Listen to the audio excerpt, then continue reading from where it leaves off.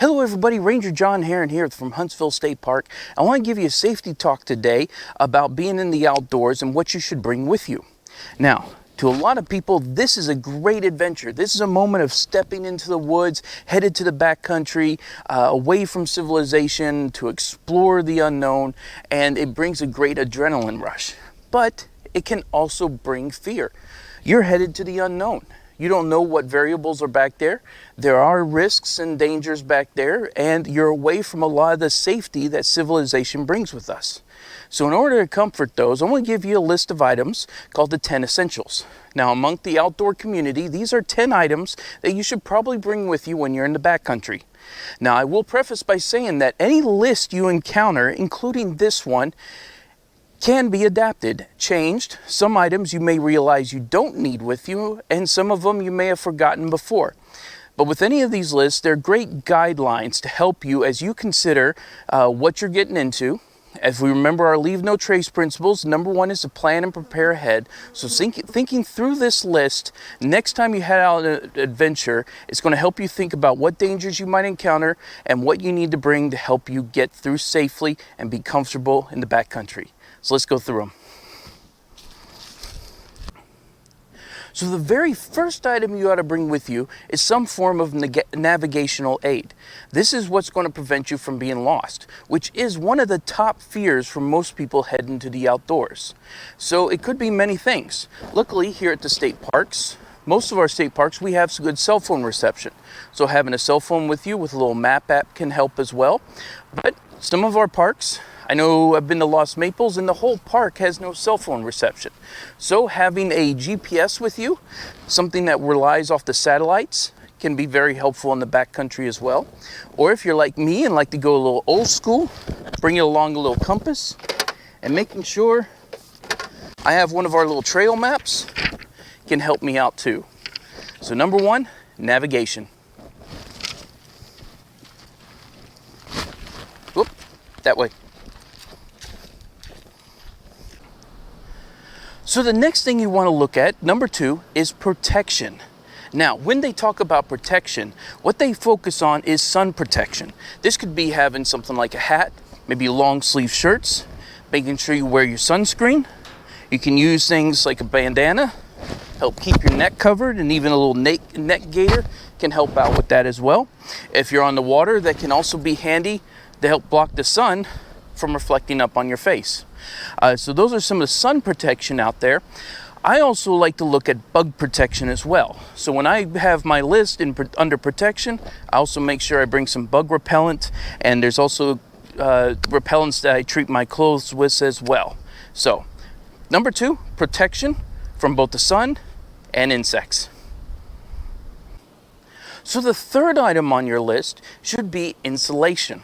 Now, granted, in the heat of the summer that's going on right now in Texas, we may not think of insulation. And again, this list is guidelines to, look at your climate and all that in the park and the time of day and year that you might be going. Of course, the time of day can be important because even our winters here, during the middle of the day, can still be pretty warm. But once that sun sets behind those trees, it gets darker, it's going to get cooler. So bringing a light fleece or maybe one of those puffy jackets that pack small into your pack if you're leaving later in the day, that might come in handy as it gets cooler. Now, while we may not need much insulation around here, what I put on my list at that point is a good rain jacket. Because this is something that can pop up on us here in Texas. And so if I get caught out in a rainstorm, this is going to help me out there. And with insulation, if I'm kept dry, I'm going to be warmer. It's also going to block wind, which will keep me a little warmer, and it will trap a little heat in there as well. Not much as a insulation layer, but a rain jacket, packed small, great thing to have for my third item, insulation. So one way I help remember the first four items on the list is they're my four shuns. We've talked about navigation, we've talked about protection, we've talked about insulation, and the last of the shuns, we're going to talk about illumination. Now, I've got some stories to this one as well. Right here, we've got the Chickapin Trail exiting right by the Nature Center. On 3 separate occasions before I started working for Huntsville State Park, I went out on a hike on the Chickapin Trail and started pretty late in the afternoon. By the time I hit the spillway, the sun was already setting behind the trees.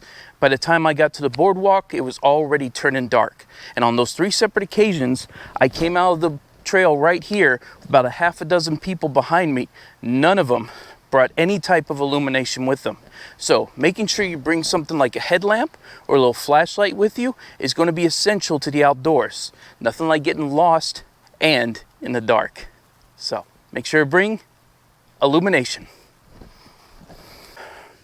So as we try and remember ways to remember our list, we talked about the first four being the 4 shuns: navigation, protection, insulation, and illumination. Then number 5, I remember by our 5th principle of leave no trace is being careful of fire. So that's the 5th item you want to make sure you have in your pack, something to help you out if you need to create a fire. Now this is one of those items where we don't allow people to be setting fires in the trails here. They should be only in a fire ring. But if you're in the backcountry and you find yourself lost, and especially if it's going to be getting cold, fire can be important to your survival. So making sure you have some way of starting a fire can be helpful. Plus, I always like to make sure this is on my list, even if it's in my hiking backpack, because this is a commonly forgotten item. You'd hate to come out to a camping trip and realize you can't start dinner because you forgot something that cost you $1 at the gas station. So, always important to have on your list, that way you don't forget it. So the next 2 items on our list can be very similar. The first item you'll want to remember is a first aid kit. Now, there are a lot of great companies out there that make these pre-made first aid kits, and they come in a variety of different sizes. This one they label for a backpacker multi-day. Now, they make ones for just day hiking, which are much smaller than this, but these already come pre-made with some wonderful items on there that you might need out there. Now, of course, I always like to add to mine. Again, any checklist is a good guide, a good way to start, but you want to take a look at it and to see what works for you. I like to add gloves, just in case I got to help anyone else, just to keep the infections away. I like to add moleskin as well, because boy, nothing will kill your hike quicker than some blisters. So make sure to have extra blister control in there. I get some allergies, seasonal allergies, so I like to have some extra allergy medication in there. If you have any prescriptions, great thing to have in there as well. So, number 6, first aid. Now, number 7, we talk about repair. It's easy to remember that first aid is repair for you, but then what about your gear? Now, this is a general repair because it can depend what your activity is. Now, I tend to find having a little bit of duct tape with me can fix most items. Even having some utility cord can go a long way. And then I always make sure I have my multi-tool with me as well. Now, if you're doing an activity like cycling, if you've watched my mountain bike video, I carry patch kits, spare tubes, some tire levers, and a pump in there. If you're going paddling, especially I paddle with an inflatable paddleboard, having a patch kit set up for that one. So look at the activity you're doing, look what could break down, and what you might need to repair it to continue on your way. So, number 6, first aid. Number 7, repair. Okay, so number 8 and 9 is all about water and snacks or food. You want to make sure to bring plenty with you. Now, this water bottle is kind of a standard one you can find in a lot of outdoor stores. It's 32 ounces. We recommend at least 16 ounces of water per hour. So this is about 2 hours worth of outdoor recreation. Now, some people, I like also carrying a bladder with me in my backpack. So a little hose coming down holds about 3 liters of water. And I like that because it's very easy to drink from. The other thing is, as I said, food. So I've already been chomping down on my sweet and salty trail mix. So this is something great to have in. A little bit of salt helps kind of trigger your body to go, hey, I'm eating something salty, I need more water. And so that's helpful to have plenty of salty snacks, keep the energy going, keep the furnace burning, and also, again, having that water with you. So 8 and 9, food and water. Now, if we're outside and the rain starts coming down, or if we need to get in from the cold or from the night, we tend to like finding a shelter or a building or a house like this. But back in the backcountry, we don't have such structures. So what happens if we need to have a shelter? So that is the final list of the 10 essentials, having some form of emergency shelter. I like bringing a little hammock rain fly, I can tie it up between two trees, stake out the corners. I can also, if I don't have trees, I have trekking poles that I can set up the end and just kind of make a little emergency shelter there. That way I can get under it if there's a storm coming through and keep dry. If you are packing a poncho, this can also be used as an emergency shelter as well. So, always handy to have with you just in case a storm rolls through. All right, so let's consider those essentials again. Some form of navigation. You want to make sure to bring some protection from both the sun and insects. You want to think about insulation, whether that be a puffy jacket or maybe some rain gear to help keep you dry and warm. Illumination, so something to help if you get out there late in the evening or can't find your way back in time. Making sure you have some way of starting a fire. First aid kit, both for your body and repair for your gear. You want to think about food, hydration, and emergency shelter. So those are 10 essential items you should bring with you into the outdoors to help make sure you're safe and you're comfortable out there. Now, I sometimes like to look at the 11th essential, not so much as a survival, but as a comfort. Because after all, that's why we come out here as well. We want to enjoy ourselves. So think about what you can bring that might bring enjoyment for you. I'm bringing a hammock shelter. Might as well bring a hammock.